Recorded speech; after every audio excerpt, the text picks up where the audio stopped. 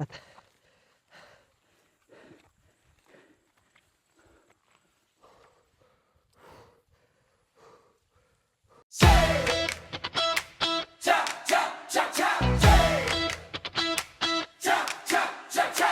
Sir Mark and Langland Diaries. Sir Mark and Langland Diaries. Mabuhay, tara na! hi guys, ayan, magandang hapon po sa inyong lahat. Nandito po tayo ngayon sa ilog. Kasi hapon na po tayo nakarating dito sa Sitio Lumundong. Kasi may inatinan po tayong courtesy call doon po sa Barangay Gupitan. Sa ating punong barangay chairman, barangay captain. Ano? Kasi ating barangay captain, nag-courtesy call kami doon. Tapos ayun, at may onti medyo natagalan kami, kaya hapon na ako nakarating dito. So ay maglalakad na naman tayo papuntang Sitio Langilan kasi work na, no. Ayan, sinundo po tayo ng ating mga estudyante ngayong hapon. Okay, hirap naman.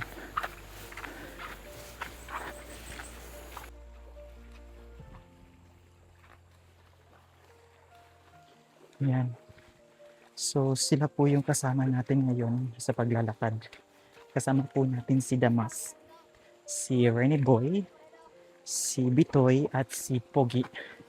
Yung sila po yung mga cottage boys natin dati.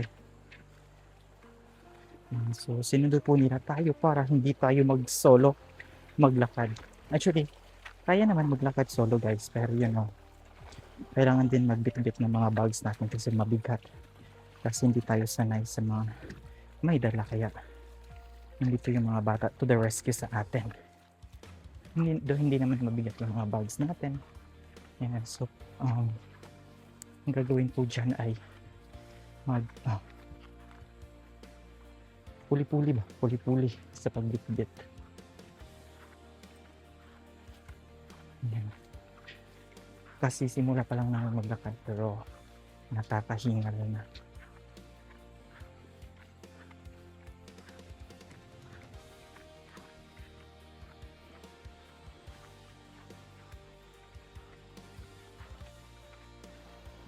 Ayan, nakasalubong natin sila Anod. At yung mga kasama niya, may bit-bit na. Unsa na? Mais? Kamuti. Ha? Kamuti deliver? Ayan. Bebenta daw nila yun sa doon sa Sitio Lumundong.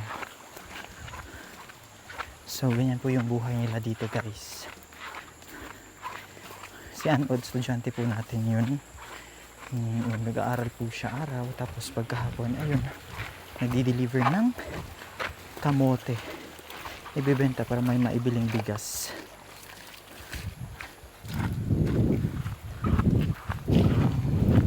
Sana ganito lang, no? Maganda paglakad dito papuntang Sitio Langilan pag hindi masyadong mainit, kasi pag mainit nakaka-drain po siya ng energy, ano? So mas maganda pag ganito hapon naglalakad. Kaya hindi minsan kaya nga mas pinipili namin umakyat dito sa bundok ng Sunday afternoon kasi wala na masyadong init at okay na po siya sa paglalakad. Hindi na po siya nakakahingal, pero kailangan pa rin natin ng tubig para hindi tayo ma-dehydrate, no? Kasi may hingal pa rin pero hindi na siya totally draining sa part natin kasi hindi na masyadong mainit. Kung maulan naman, maganda naman maglakad ng maulan, pero yung risk is yung ilog. So mas mabuti na yung ganito, walang ulan tapos hindi mainit, sakto lang yung weather. Ayan. So ayan, nasa 1/4 na po tayo ng ating nilalakad papuntang Sitio Langilan. And habang naglalakad tayo, I would like to take this opportunity naman to thank all of our sponsors, especially the major sponsors Ma'am Sepen Gomez and Dr. Peter Membray from Hong Kong for sponsoring our breakfast. No? Nag-provide po sila ng funds kaya mamimaintain po natin for 2 months yung ating pa-breakfast sa mga kabataan. And also would like to deeply thank Dr. Carl E. Balita and the CBRC, no, sa pagsagot nila sa ating lunch. And as, of course, Sir Paul of Pugong Biyahero and the Pugong Biyahero team for, of course, for making way, for introducing Sitio Langilan and Lugpong Poongan Elementary School to the public. And that's why we are now, we have now received so much love from people all around the world, no? Especially mga OFWs na patuloy na nakasuporta sa atin, sa ating adhikain dito sa school. And also Sir Arvin, no? Sir Arvin of USA, for, of course, sponsoring the fruits of our learners, no? Nami-maintain din natin yung fruits nila every lunch. So, it's a big thing talaga yung help po ni Sir Arvin at sa kanyang mga friends na po-provide po natin yung mga pagkain.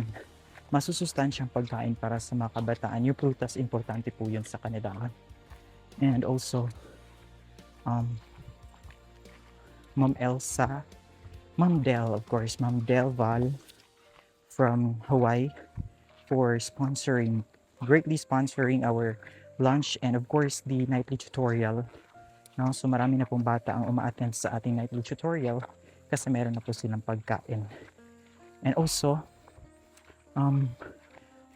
many to mention, no, Ash Dress After Hours, Ma'am Christy May, sa lahat po ng mga sponsors po natin, hindi ko na po ma-memorize yung iba. Yung iba, hindi na sila nagpapa-mention. But of course, lahat po kayo na tumulong po sa ating advocacy. Maraming salamat, no? At sa ngayon po ay masasabi po natin na talagang meron po tayong supply sa mga kabataan. So I believe yung mga funds na meron po tayo, makakasustain po siya ng mga 3 buwan na straight breakfast, lunch, and dinner, no? Na pagkain para sa mga kabataan.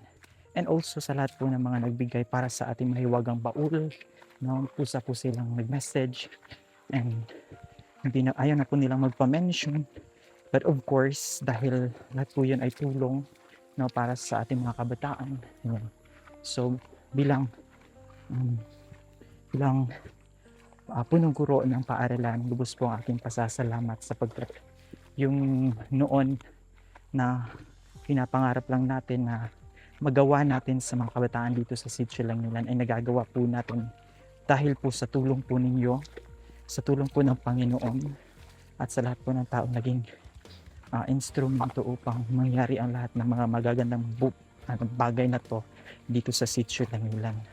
Sa nakikita nyo po, hindi na po namin naipapakita yung mga mukha ng mga kabataan to protect their privacy. But of course, for us teachers na na-witness talaga yung mga experiences ng mga kabataan, yung mga mukha nila noon, yung before and after nila, talagang nakikita natin na meron po talagang improvement, no, sa kanilang katawan. Yung ibang mga kabataan noon na nangayayat yung mga mukha, ngayon ay nagkalaman na po yung mga mukha nila dahil wala na po silang absent kasi provided na po talaga yung pagkain nila. Breakfast, recess, lunch, at saka dinner. 'Di ba? And also, ginagawa po natin ang mga feeding program na to para at least to improve, their attendance, and when the students' attendance are maintained, wala pong absent. Of course, wala din absent sa klase. So, yung nangyayari is may improvement din po yung literacy and numeracy ng mga kabataan natin. So, it's like 2 birds in 1 bullet, no? So, ayan, sobrang tuwa po ng ating puso sapagkat yung mga bagay na yan na-aspire natin may nangyayari at nagkakatotoo na po dito sa Sitio Langilan. And of course, kasama po namin kayo. Kaya sana huwag po kayong magsawang sumuporta sa amin.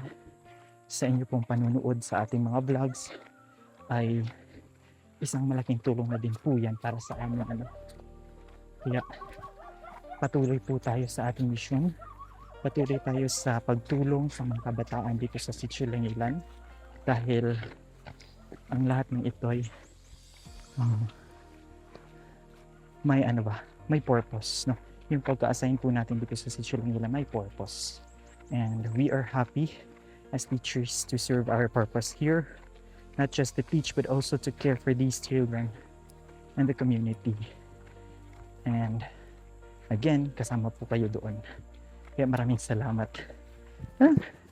So, update ko na lang po muna kayo mamaya. Rest ko muna yung kamay ko. Nangangalay na po yung kamay ko sa paghawak ng cellphone. Sana soon makabili tayo ng vlogging camera para hindi na masyadong hassle para sa atin, kasi sobrang nakakangalay po talaga yung magbitbit ng phone. Mabigat po yung cellphone eh. Well anyway, update ko kayo mamaya. Ayan.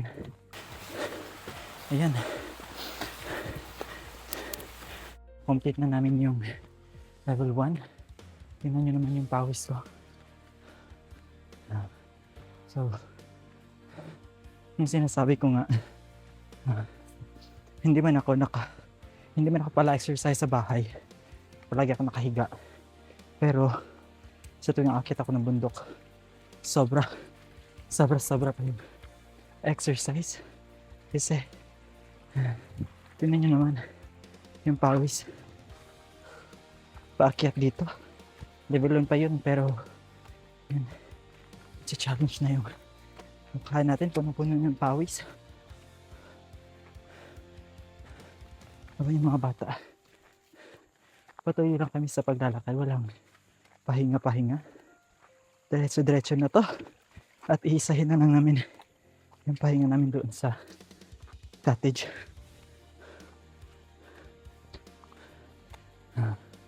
Okay.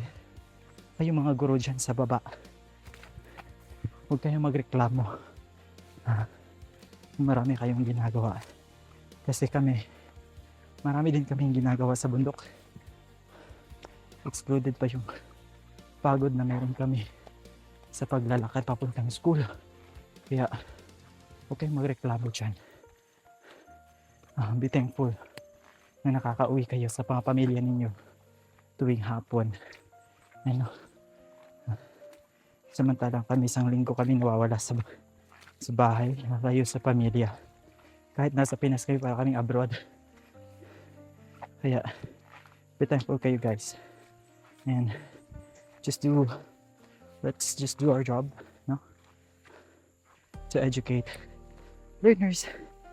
And yun na yung magiging reward natin sa mga pagod na experience natin. So just be grateful and just continue doing good for your learners, because in the end you will appreciate them pag nakatapos sila. Nakikita nyo yung mga bata. Ako nga noon when I was in my practicum days, tapos punta akong bayan, nakita ko yung mga learners ko before. Yung iba nagtatrabaho na sa corporate world, yung iba nagtatrabaho sa mga paaralan bilang guro, diba? And yung iba na mga tawagin natin mga batang malikot sa klase, sila pa yung unang mag-say hi sir. Yung bang hindi nakakalimot sa atin. Yung nakakatuwa lang sa pakiramdam na kahit panay tawag dito, kahit panay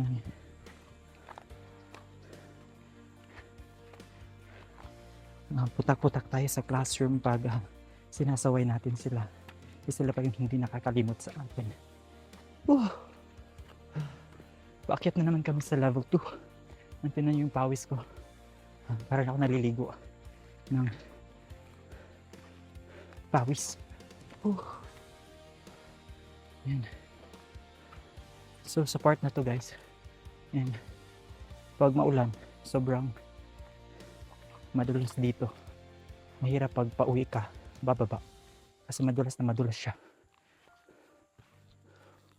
Ito paakyat, kung madulas yung daan, mahirap talaga. Lord. Grabe. Yan. Exercise baka mo. Ayan. Halika't bumisita ka dito sa school. At nang ma-exercise yung katawan nyo.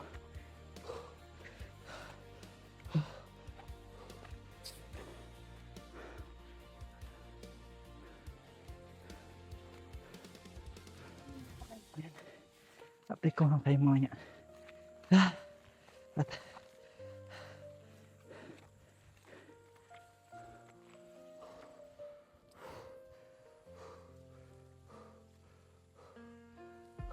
ayan. Hello guys. Galing kami doon sa bahay na pinahingahan po namin. At ngayon ay magsisimula na naman tayo maglakad papuntang school. And we still have 30 minutes to walk. Yan po yung mga kasama natin, mga bata. So, patuloy lang tayo. At tayo makakarating rin sa ating paroroonan. Ayan. Hi, Espinos. God bless. Bless! God bless. God bless. Hello, Masarom. God bless. God bless, God bless, God bless.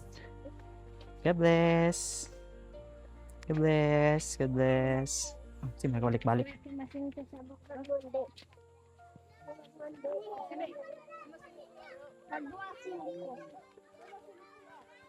God bless. Hi, may hapon. God bless. Agir ako. Boy ka! God bless. Oy, mayong hapon. Dres ako, agir ako ha. Kakagwapo na diri oy. Hi. Agir ako. God bless. Bless.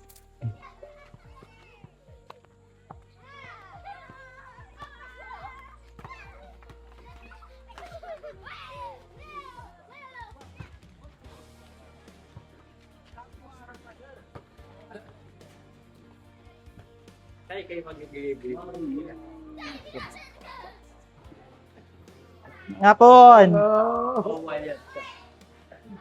Modris ako ha. Okay sa. God bless. Bless. Pamunit na po. Napon mo na munit og basura ba? Wala kalami sa saging. God bless. Oh, yaw, okay. Ay, pag-bless ako, uy. Eskwela na ka. Kapay.